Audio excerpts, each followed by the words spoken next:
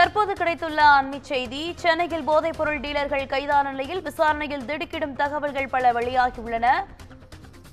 3 kilo அளவில் பல்வேறு விதமான போதைப் பொருட்கள் போலீசார் பறிமுதல் செய்யப்பட்டிருக்கிறார்கள். பெங்களூரிலிருந்து நைஜீரியர்கள் மூலமாக சென்னைக்கு கடத்த 5 வருடமாக இந்த பல திட்டங்கள் நிறைவேறியுள்ளது. அண்மை செய்தியாக பார்த்து வருகிறோம். போதைப் பொருள் டீலர்கள் கைது செய்யப்பட்ட நிலையில் பல திடுக்கிடும் தகவல்கள் தற்போது வெளிவந்த வண்ணம் உள்ளன. அண்மை செய்தியாக பார்த்து வருகிறோம். இதனைத் தொடர்ந்து ஐடி ஊழியர்கள், சினிமா நட்சத்திரங்கள் பலருக்கும் விதவிதமான போதைப் பொருட்கள் சப்ளை செய்தது விசாரணையில் அம்பலமாகியுள்ளது. இருவரிடமிருந்து 3 கிலோ அளவில் பல்வேறு விதமான போதைப் பொருட்களை போலீசார் பறிமுதல் செய்திருக்கிறார்கள். பெங்களூரிலிருந்து நைஜீரியர்கள் மூலமாக சென்னைக்கு கடந்த 5 வருடங்களாக போதைப் பொருள் கடத்தி வந்தது கண்டுபிடிக்கப்பட்டிருக்கிறது. பவன், டைசன் ஆகியோரை மருத்துவ பரிசோதனை செய்ய ராயப்பேட்டை அரசு மருத்துவமனைக்கு போலீசார் அழைத்து சென்றிருக்கிறார்கள். தொடர்ந்து அண்மை செய்தியாக பார்த்து வருகிறோம்.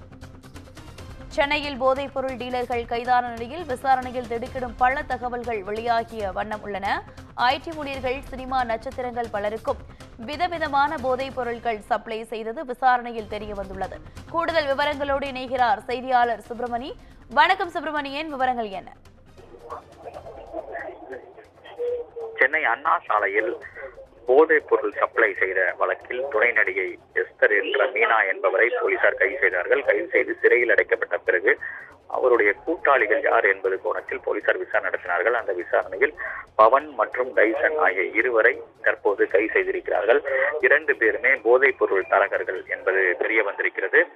2 பேரையும் அண்ணாசாலை போலீசார் விசாரணைக்கு பிறகு ராயப்பேட்டை அரசு மருத்துவமனைக்கு மருத்துவ பரிசோதனைக்காக அழைத்து சென்றிருக்கிறார்கள். இவர்கள் 2 பேரிடம் நடத்தப்பட்ட விசாரணையில் பல்வேறு கட்ட அதிர்ச்சி தகவல்கள் வெளியாகி இருக்கிறது. இந்த பவன் என்பவர் ஜார்க்கண்ட் மாநிலத்தை சேர்ந்தவர், ஆனால் சென்னையில் குடிபெயர்ந்தவர். சென்னையில் இருக்கக்கூடிய ஐடி ஊழியர்கள், சினிமா நட்சத்திரங்கள் என பலருக்கு பலவிதமான போதைப் பொருட்களை சப்ளை செய்தது விசாரணையில் அம்பலமாக இருக்கிறது. குறிப்பாக ஆஷிஷ் ஆயில், மெத்தபெட்டமைன், ஓஜி கஞ்சா, கிரீன் போன்ற போதை மாத்திரை உள்ளிட்ட பல்வேறு போதைப் பொருட்களை கேட்கும் நபர்களுக்கெல்லாம் இவர் சப்ளை செய்திருக்கிறார். சுமார் 5 ஆண்டுகளாக இவர் சப்ளை செய்திருப்பதும் விசாரணையில் தெரிய வந்திருக்கிறது. இவர் நைஜீரியன்கள் நிறைய பேருடன் தொடர்பு வைத்துக் கொண்டு இந்த போதைப் பொருட்களை சப்ளை செய்ததும் விசாரணையில் தெரிய வந்திருக்கிறது.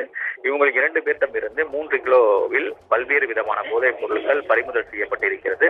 கைதான 2 பேரையும் நீதிமன்ற காவலுக்கு உட்படுத்தக்கூடிய நடவடிக்கையில் போலீசார் ஈடுபட்டு வருகிறார்கள்.